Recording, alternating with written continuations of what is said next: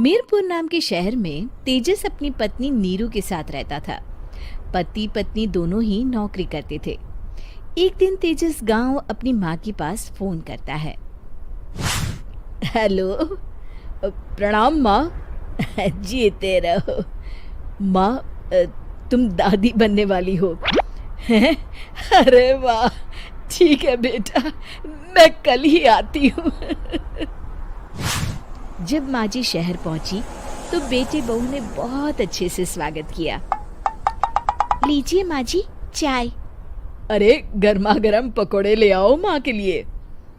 नीरू रसोई में गई और 2 मिनट में ही पकोड़े ले आई। जी ये लीजिए। बहू जादू से बनाए हैं क्या? अभी तो रसोई में गई थी। यम्मी। माँ जी, शीला रसोई में पकोड़े तल रही है, मैं बस लेकर आई। हे भगवान, मेरा धर्म भ्रष्ट कर दिया तूने। अब तो गंगा जल से शुद्धिकरण करना होगा। दूसरे दिन, माँ जी मैंने नाश्ता बना दिया है, ऑफिस जा रही हूँ। पर अभी तो घर का सारा काम पड़ा है। शीला आती ही होगी, झाड़ू पोछा बर्तन कपड़े वो सब कर लेगी। हमारे जमाने में घर का सारा काम हम ही करते थे। जी माँ जी, आप बहुत होशियार हैं, मैं घर ऑफिस दोनों नहीं संभाल पाती। तो जरूरत क्या है घर से बाहर जाकर चाकरी करने की? वैसे भी घर का काम खुद करने से घर में बरकत आती है, समझी? पर माँ जी। पर वर कुछ नहीं, इस महीने की पगार मिले फिर ऑफिस बंद है। हाँ। रात को नीरू तेजस से कहती है, सुनिए जी, माँ जी बोल रही थी कि मैं नौकरी छोड़ दूं। वैसे ठीक ही तो है, अभी तुम्हें आराम की जरूरत है। फिर भी आराम कहाँ, शीला को छुड़ाने के लिए बोल रही थी। तो अब 24 घंटे में इतना काम तो कर ही सकती हो। पर जॉब पसंद है मुझे, घर पर मन नहीं लगेगा। अगले दिन जब दोनों ऑफिस के लिए निकल रहे थे, मेरी तो कोई कीमत ही नहीं है इस घर में। माँ जी, आजकल महंगाई बहुत है, रहन सहन भी बदल गया है, दोनों नौकरी करते हैं तभी ठीक रहता है। अच्छा, तू कहना क्या चाहती है? मेरा बेटा तुझे बिठा के खिला नहीं सकता? तू ही इस घर का खर्च चला रही है, हैं? नहीं माँ जी, मेरा वो मतलब नहीं था। मतलब खूब समझती हूँ, ये बाल धूप में सफेद नहीं किए मैंने। हाँ। अब तो ये रोज का काम हो गया था। तेजस भी रोज की झिकझिक से परेशान हो गया था।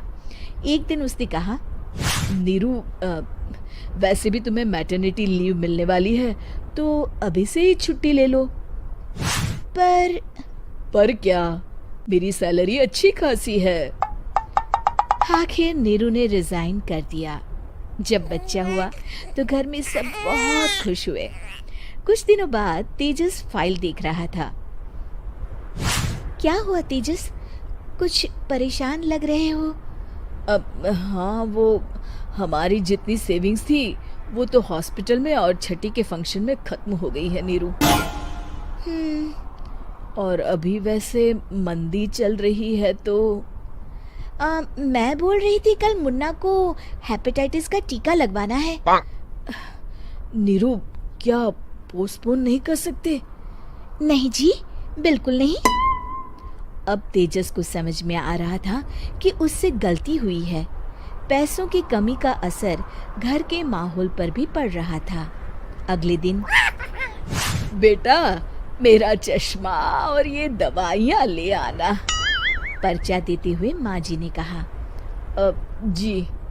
तेजस, मुन्ना के लिए दूध का डिब्बा और डायपर भी ले आना, और ये किराने के सामान की लिस्ट है, इसे भी लाना है।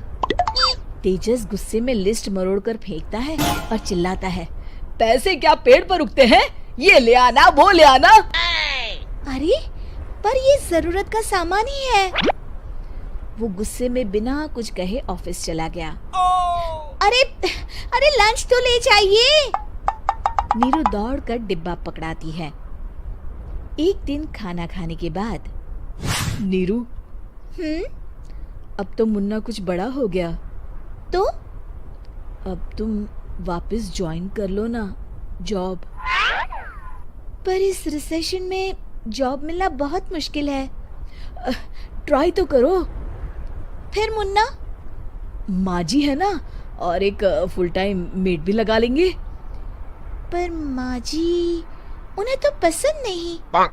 तभी माँ जी वहाँ आ जाती है और प्यार से नीरू के सर पर हाथ फेरते हुए बोलती है, अब मेरी समझ में आ गया बहू, पहले के और अब के समय में अंतर है। तुम काम शुरू करो, मुन्ना की जिम्मेदारी मेरी। मेरी प्यारी माँ जी, ये कहकर नीरू उनके गले लग गई।